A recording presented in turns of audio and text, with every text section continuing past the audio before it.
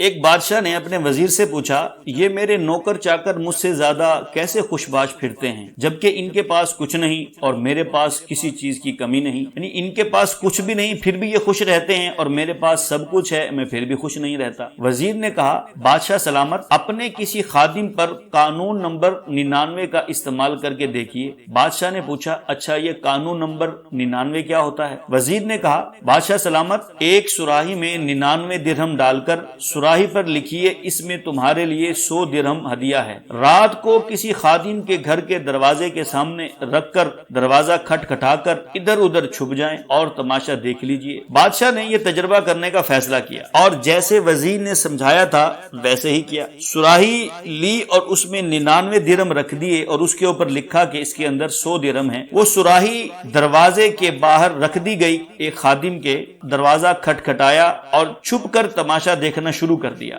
دستک سن کر اندر سے خادم نکلا، درہم سے بھری سراہی دیکھ کر حیران بھی ہوا اور خوش بھی۔ اس نے سراہی اٹھائی اور گھر چلا گیا۔ درہم گنے تو 99 نکلے جبکہ سراہی پر لکھا 100 درہم تھا۔ خادم نے سوچا یقیناً ایک درہم کہیں باہر گرا ہوگا۔ خادم اور اس کے سارے گھر والے باہر نکلے اور درہم کی تلاش شروع کر دی۔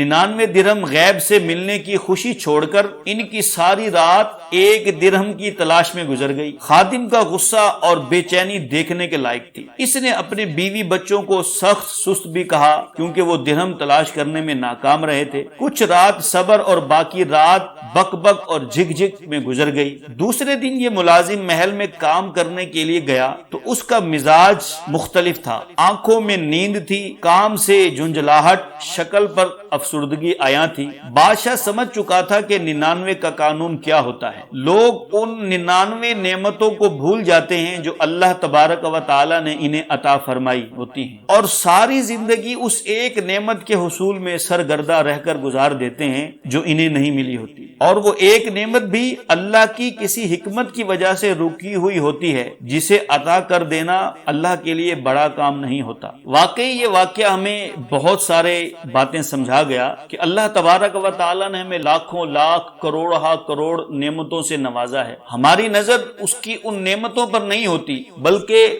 وہ ایک چیز جو ہمیں سال 2 سال 10 سال سے ہم جس کی متلاشی ہوتے ہیں وہ نہیں ملتی تو ہماری ساری توجہ اسی کی طرف ہوتی ہے۔ نہ جانے مجھ سے ایسا کون سا گناہ ہو گیا، نہ جانے کون سی خطا سرزد ہو گئی جو مجھے یہ نہیں مل رہی۔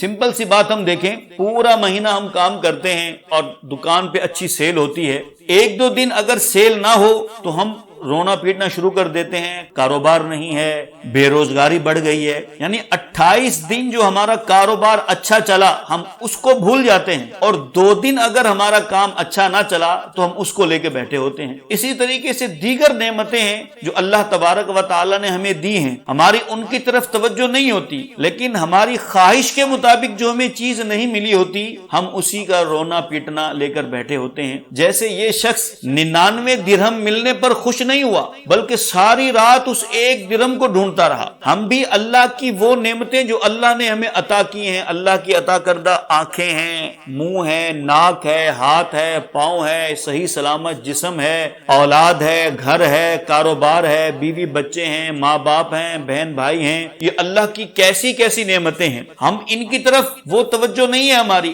اگر کوئی ایک چیز ہمیں نہیں ملی تو ہم اسی کو لے کر بیٹھے ہوتے ہیں۔ اللہ کریم ہمیں اس کی تمام نعمتوں کا شکر ادا کرنے کی توفیق عطا فرمائے۔